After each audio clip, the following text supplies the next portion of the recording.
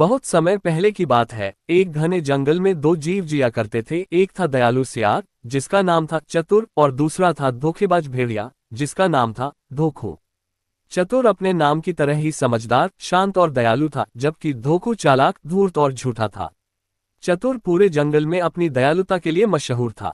अगर किसी जानवर को मदद चाहिए होती तो वह सबसे पहले चतुर के पास जाता।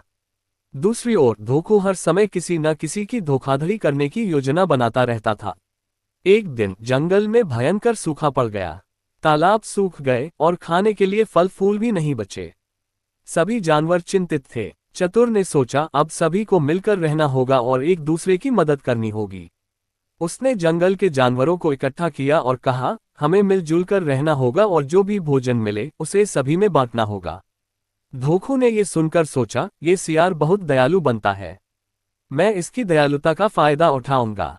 उसने चतुर के पास जाकर कहा, मित्र, तुम बहुत अच्छे हो। तुम्हारे बिना इस जंगल में कोई टिक नहीं पाएगा। क्या तुम मेरे साथ भोजन की तलाश पर चलोगे? चतुर ने उसकी बात मान ली, क्योंकि वह सबकी मदद करना चाहता था। चतुर और धोखू जंगल के दूरस्थ हिस्से में पहुंच गए। वहां उन्हें एक गुफा मिली। गुफा के अंदर एक बड़ा खजाना था, सोने के सिक्के, जवाहरात और कुछ सूखे फल। चतुर ने कहा, धोखू, देखो, हमें थोड़ा थोड़ा खाना लेना चाहिए ताकि जंगल के सभी जानवरों में बांट सकें। लेकिन धोखू की आंखें लालच से चमक उठीं। उसने सोचा, इतना सारा खजाना और फल, इसे मैं अकेले ले जाऊंगा। उसने झूठा बहाना बनाया, चतुर, तुम यहीं रुको, मैं पानी लेने जाता हूं। जैसे ही चतुर ने भरोसा किया, धोखू ने चुपके से खजाने के सारे सूखे फल अपने थैले में भर लिए और भागने लगा। लेकिन गुफा का दरवाजा छोटा था। धोखू का बड़ा पेट गुफा के दरवाजे में फंस गया। धोखू ने जोर लगाया पर बाहर नहीं निकल पाया। तभी चतुर ने देखा कि धोखू दरवाजे में फंसा हुआ है। चतुर ने पूछा, धोखू, तुम यहाँ क्या कर रहे हो? धोखू झेपते हुए बोला, अरे, मैं तो ये देख रहा था कि ये दरवाजा कितना मजबूत है। चतुर मुस्कुराया और बोला, अच्छा, तो दरवाजे की मजबूती पर रिसर्च हो रही है। चलो, मैं तुम्हारी मदद करता हूँ। चतुर ने धीरे से एक लकड़ी का डंडा उठाया और धोखू के पीछे चुभो दिया। धोखू दर्द से चिल्लाया और जल्दी जल्दी दरवाजे से बाहर निकला।